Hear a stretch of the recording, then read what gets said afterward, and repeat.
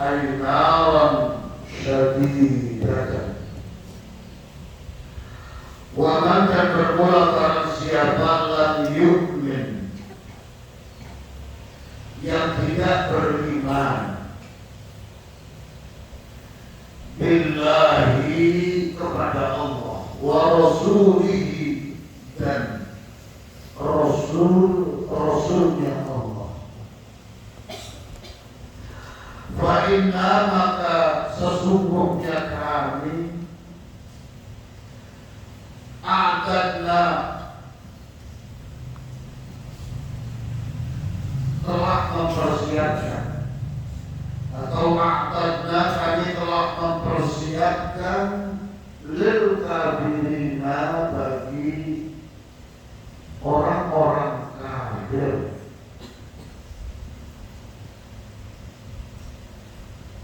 sa'ira, neraka sa'ir namanya. Ay naran syadidatan, ay artinya naran, akan api, syadidatan, yang menyala-nyala.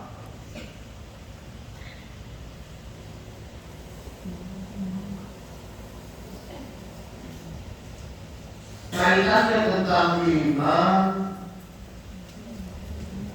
setelah Allah menjelaskan perintah kepada manusia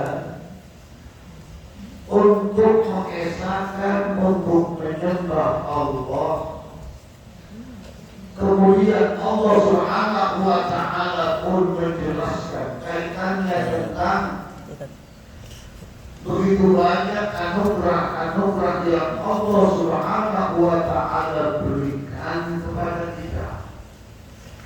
Maka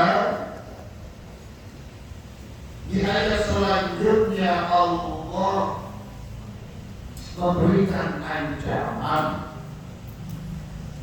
sekaligus juga menjelaskan kepada orang-orang mukmin bahwa ketika kita beribadah, ketika kita bersyukur, itu akan dipandang, akan dihargai oleh Allah Subhanahu wa ta'ala. Apa bentuk Allah Subhanahu wa ta'ala menghargai orang-orang yang menyembah? Apa bentuk Allah Subhanahu wa ta'ala menghargai mereka-mereka yang beribadah mengesahkan Allah, dan mereka-mereka yang bersyukur kepada Allah? Kata Allah, wa man lam yu'min billahi wa rasulihi fa inna a'tadna lil kafirina sa'ira. Siapapun orang yang tidak beriman kepada Allah dan Rasulnya, mereka tidak meyakini hukum-hukum yang diturunkan oleh Allah dan itu dikumpulkan di dalam Al-Quran, dan mereka juga tidak meyakini apa-apa yang dibawa oleh Rasul-Rasulnya Allah, maka ingat, kata Allah, di sana Allah Subhanahu wa ta'ala telah menyiapkan bagi mereka orang-orang kafir, karena orang yang tidak beriman kepada Allah dan orang yang tidak beriman kepada Rasulnya itu dianggap sebagai orang yang kafir. Maka hukumannya adalah Allah mempersiapkan bagi mereka yang tidak beriman naran syadidatan, api yang menyala-nyala, atau yang kita sebut dengan bahasa neraka. Neraka itu bukan hanya hayalan, sehingga di dalam bab kita tasawuf, bab meyakini tentang adanya neraka, bab yang menjelaskan tentang keyakinan bahwa siksa kubur ada, itu dibahas oleh ulama dalam bab yang khusus. Perlu anak-anakku ketahui bahwa annal aqla la yazulu bil maut. Akal itu tidak hilang dengan sebab kematian. Jadi orang yang mati ternyata ketika mereka berada di alam barzakh. Alam barzakh itu adalah alam yang dibuat oleh Allah dengan kaca yang berubah. Di mana orang-orang yang wafat atau yang mendahului kita atau yang kita sebut dengan bahasa meninggal, mereka melihat kita, tapi kita tidak mampu melihat mereka. Sehingga ada nyanyian, kalau di malam Jumat mereka rohnya kembali, kemudian melihat apakah anggota keluarganya itu ada yang membaca doa, apakah di antara keluarganya itu ada yang membaca Yasin, mendoakan mereka yang sudah wafat. Lalu tidak mereka bukan dengan tangisan yang sangat menyedihkan. Dan itu sesuatu yang wajib kita yakini sebagai orang-orang yang beriman. Dan ternyata Sayyidina Umar bin Khattab radhiyallahu ta'ala anhu pernah bertanya, ya Rasul, apakah nanti ketika kita berada di alam kubur, ketika kita berada di alam barzakh, kita itu sama seperti berada di dunia? Kata Nabi, na'am, annal aqla la yazulu bil maut, bahwasanya akal tidak hilang dengan sebab kematian. Artinya nanti ketika kita berada di alam barzakh, kita juga punya akal, gitu. Sehingga ketika akal itu masih ada di dalam roh, karena roh itu tidak akan mati, roh itu tidak akan hancur sampai nanti hari kiamat.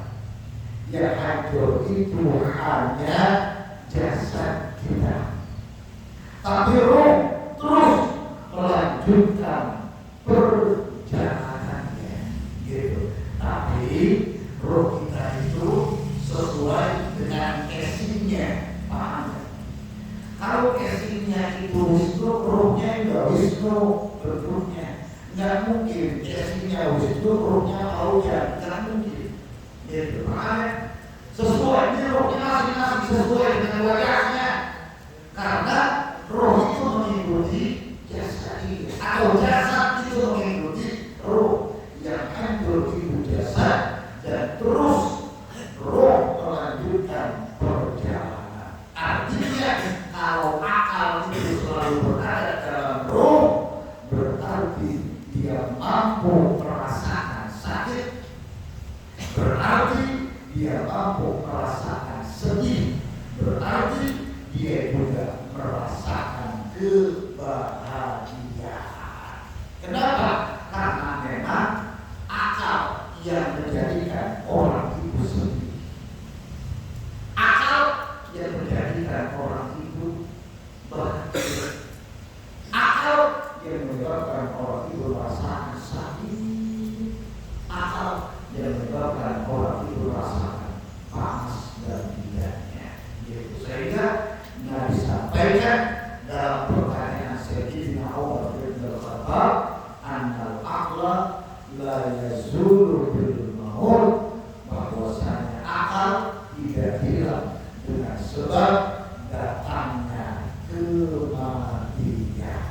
Berarti dalam menjalani hidup bukan hanya di dunia, tapi terus sampai kita semua berada di mahkamahnya Allah Subhanahu wa Ta'ala.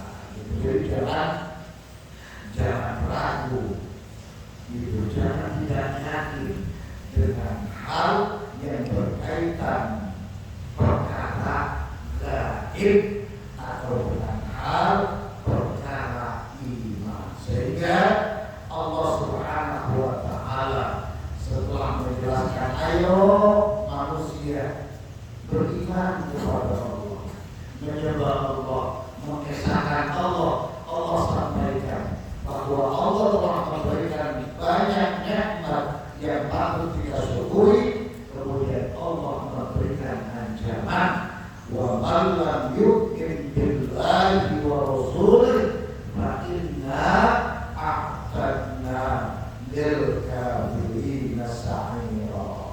Makanya Allah Maha Adil. Allah tak akan menyiksa gitu sebelum Allah menurunkan hal-hal yang patut kita syukuri. Dulu umat terdahulu harus kita jadikan pelajaran gitu. Salah satu contoh bagaimana Allah menghancurkan umatnya Nabi Nuh alaihi salatu wassalam. Allah menghancurkan umatnya Nabi Nuh alaihi salatu wassalam. Allah menghancurkan umat-umat terdahulu. Dan ingat, yang namanya kehidupan adalah menjalani kejadian yang pernah terjadi. Jadi kalau dahulu pernah ada tufan, pernah ada banjir besar, maka suatu saat nanti akan terjadi banjir besar. Kalau dahulu terjadi apa yang dilakukan oleh umat Nabi Lut, maka di akhir zaman pun kejadian itu akan terjadi. Karena dalam sejarah itu hanya pengulangan. Gitu. Sejarah itu adalah pengulangan. Sesuatu yang pernah terjadi maka akan terjadi kembali.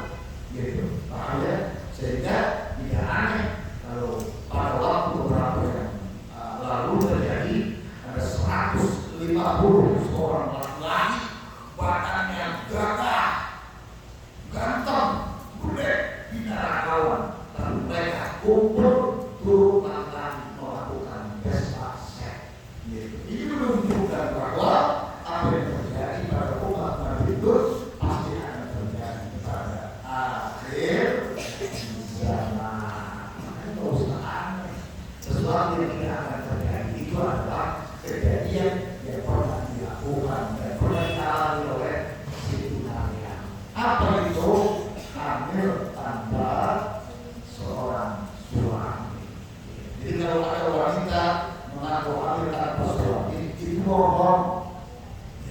Karena itu kejadian yang terjadi hanya Allah ini menunjukkan kuasanya.